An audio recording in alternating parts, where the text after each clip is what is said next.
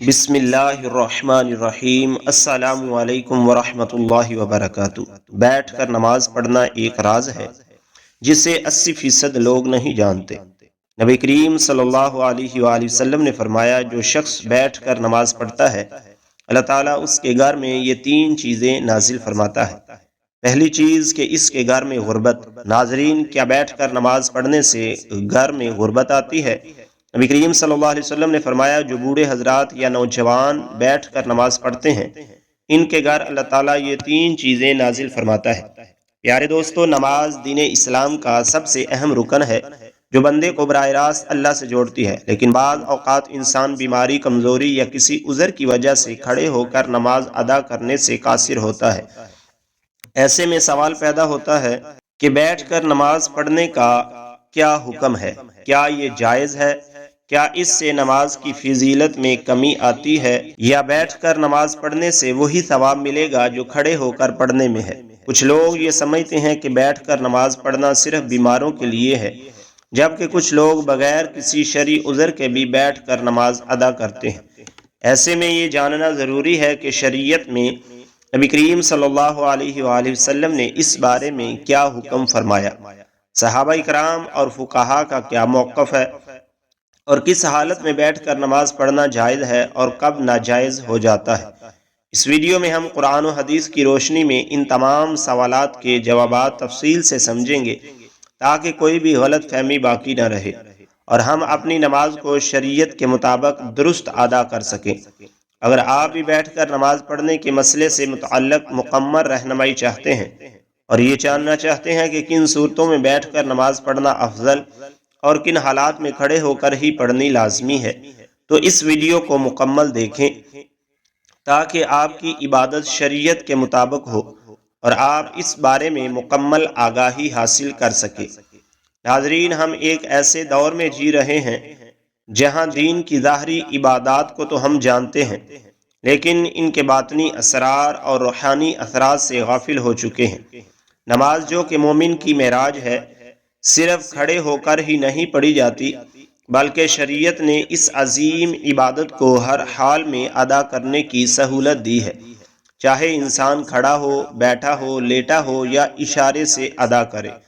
لیکن کیا آپ جانتے ہیں کہ بیٹھ کر نماز پڑھنے میں ایک ایسا راز چھپا ہوا ہے جسے 80% مسلمان لا علم ہیں؟ یہ کوئی عام بات نہیں کہ نبی کریم صلی اللہ علیہ وسلم نے خود اس طریقہ عبادت کو اختیار کیا اور اسے امت کے لیے بھی آسان بنا کر پیش کیا۔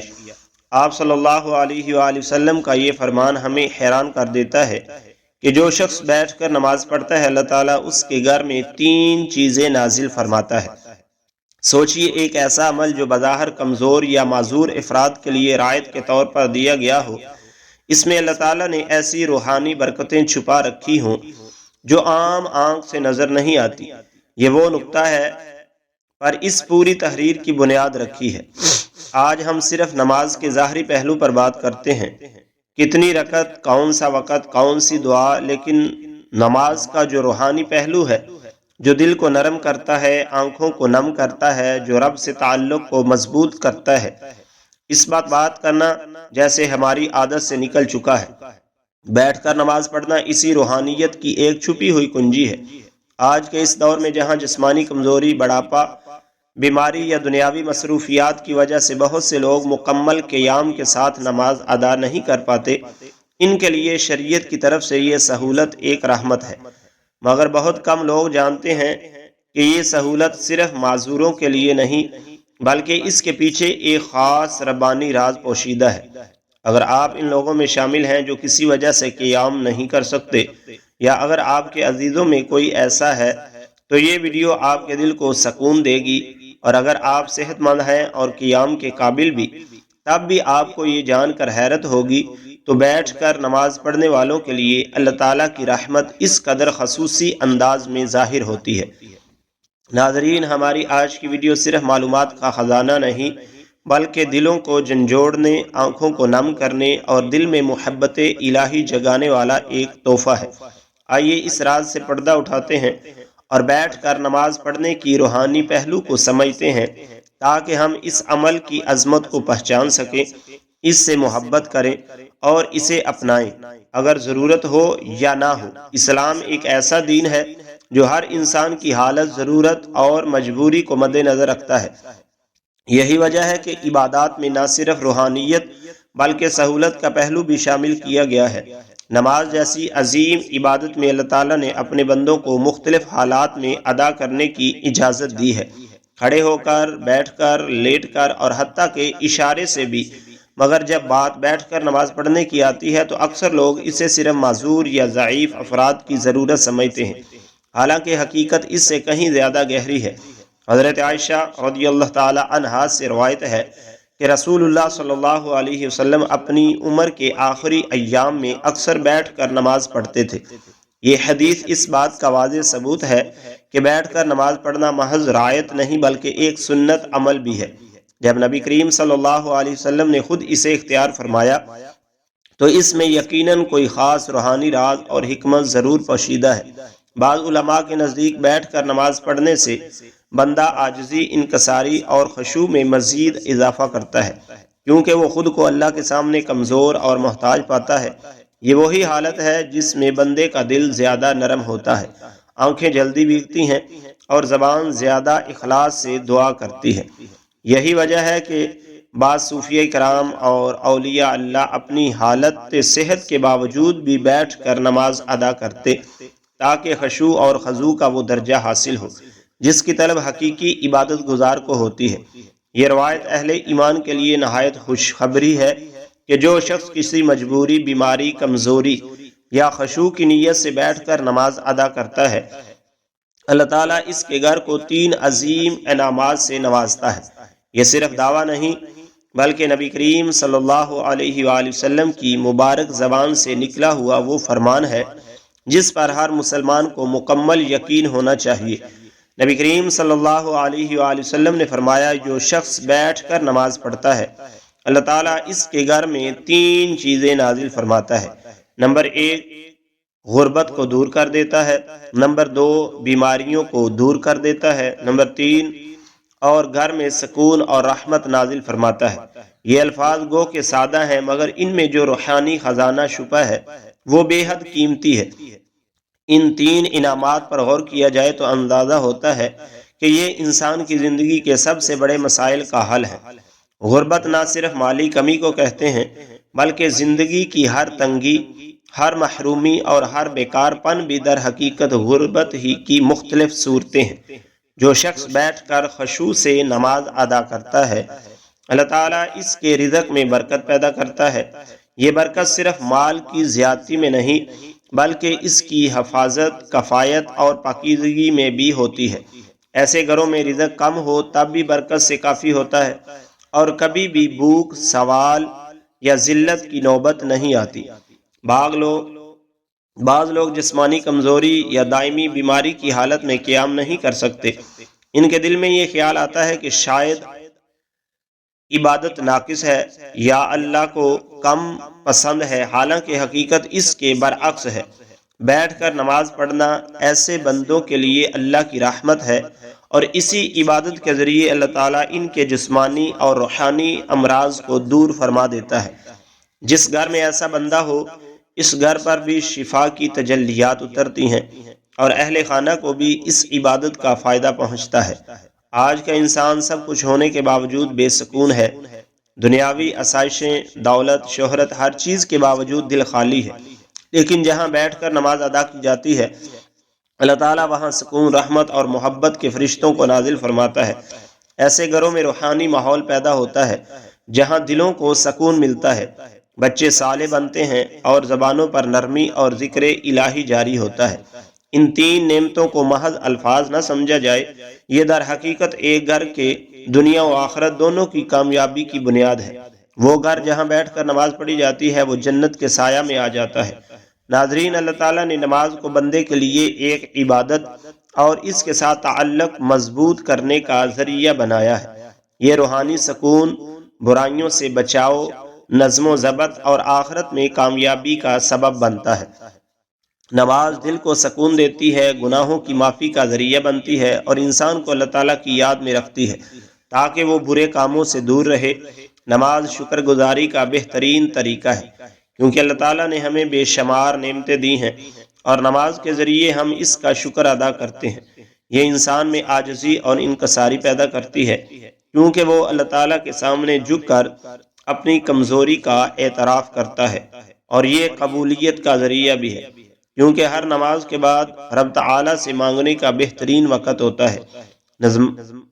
نماز جسمانی صحت کے لیے بھی فائدہ مند ہے، کیونکہ اس کے مختلف ارکان جیسے رکوع اور سجدہ جسم کو متحرک رکھتے ہیں اور جسمانی نظام کو درست رکھنے میں مدد دیتے ہیں۔ نماز اللہ سبحانہ و تعالیٰ کے قریب قرب کا ذریعہ ہے، کیونکہ جب بندہ سجدے میں جاتا ہے تو وہ اپنے رب کے سب سے زیادہ قریب ہوتا ہے۔ یہ دنیاوی پریشانیوں اور غموں سے نجات دلاتی ہے، کیونکہ جب بندہ اللہ تعالیٰ کے سامنے کھڑا ہو کر اس سے بات کرتا ہے تو اس کے دل میں سکون اور اطمینان ملتا ہے۔ یہ صبر اور استقامت سکھاتی ہے، کیونکہ نماز کے ذریعے بندہ ہر حال میں اللہ تعالیٰ پر بھروسہ رکھنا سیکھتا ہے۔ یہ وقت کی پابندی اور نظم و ضبط کی عادت ڈالتی ہے، کیونکہ دن میں 5 وقت مخصوص اوقات پر نماز پڑھنے سے انسان میں نظم و ضبط پیدا ہوتا ہے۔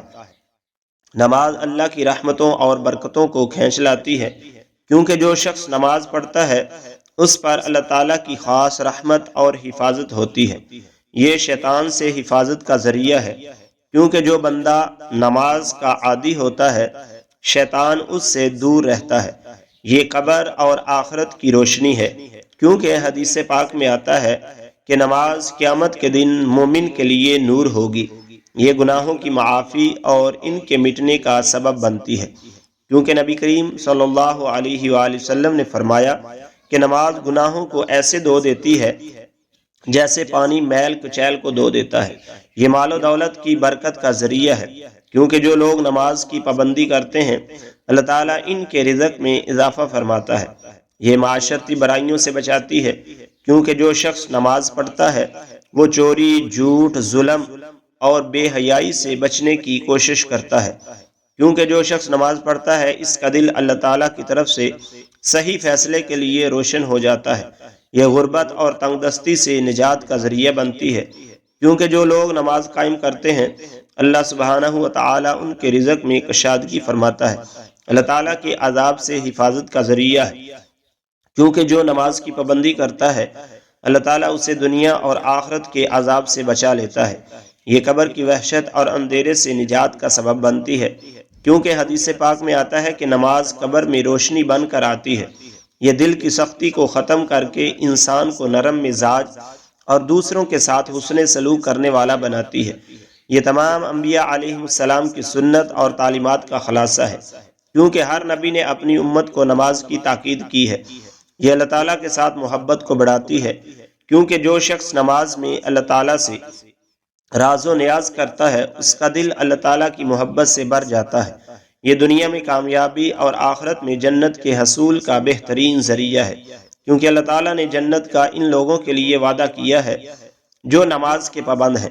نماز ایمان کی پہچان ہے، کیونکہ جو شخص اللہ تعالیٰ کے سامنے جھکتا ہے وہی سچا مومن ہوتا ہے۔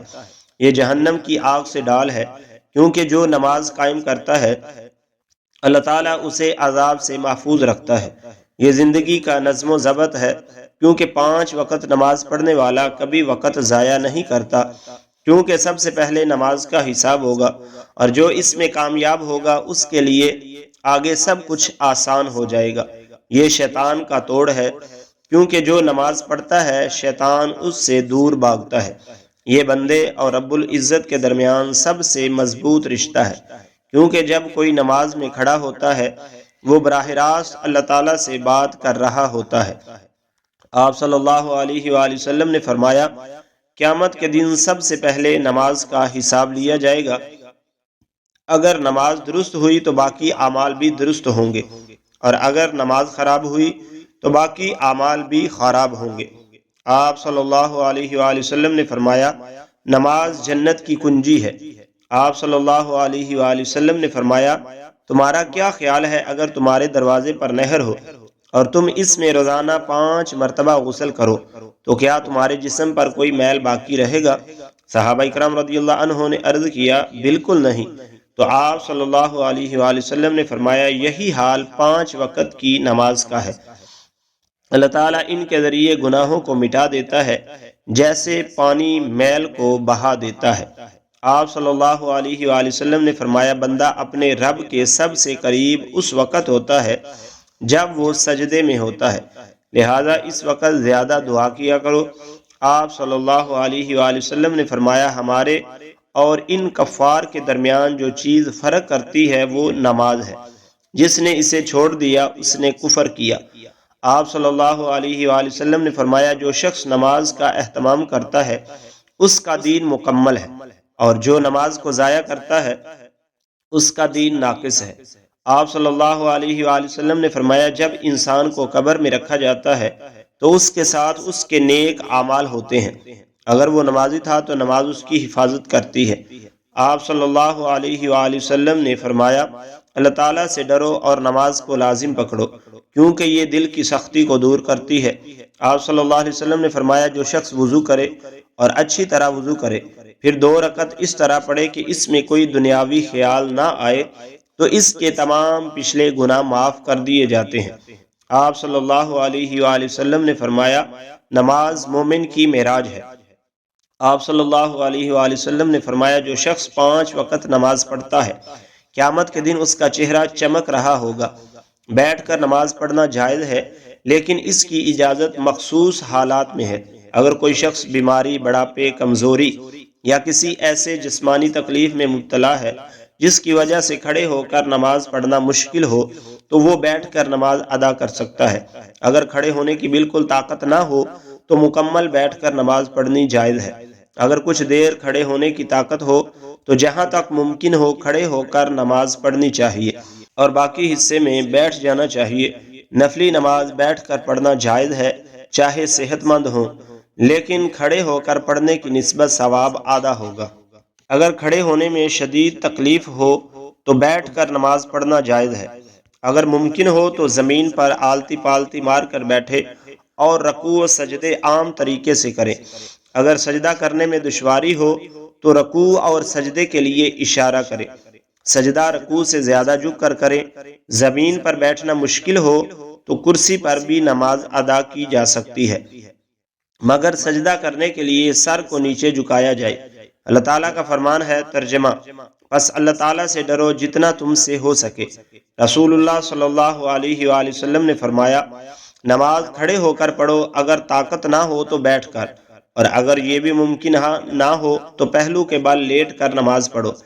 بیٹھ کر نماز پڑھنا شرعی طور پر جائز ہے مگر صرف اس وقت جب واقعی معقول عذر ہو، یعنی بغیر کسی وجہ کے نماز فرض بیٹھ کر پڑھنا درست نہیں، لیکن نفل نماز بیٹھ کر پڑھ سکتے ہیں چاہے صحت مند ہوں۔ دعا ہے کہ اللہ رب العزت ہم سب کو 5 وقت کی نماز باجماعت ادا کرنے کی طاقت اور توفیق عطا فرمائے اور ہم سب کو صحت کاملہ عاجلہ عطا فرمائے، آمین ثم آمین۔ میری اللہ تعالیٰ سے دعا ہے کہ اللہ تعالیٰ میرا سنانا اور آپ کا سننا اپنی پاک بارگاہ الہی میں قبول و منظور فرمائے، جو مانگا مقدر فرمائے اور جو نہیں مانگ سکے بن مانگے عطا فرمائے۔ اللہ تعالیٰ نیکی کی بات کو سمجھنے، سننے اور اس پر عمل کرنے کی طاقت اور توفیق عطا فرمائے۔ ناظرین، اگر آپ کو آج کی ویڈیو اچھی لگی ہے تو ویڈیو کو لائک، شیئر اور کمنٹ سیکشن میں اپنی رائے کا اظہار ضرور کیجیے اور رمضان المبارک کے بابرکت مہینے میں ہمارے لیے دعا ضرور کیجیے۔ جزاک اللہ خیرہ۔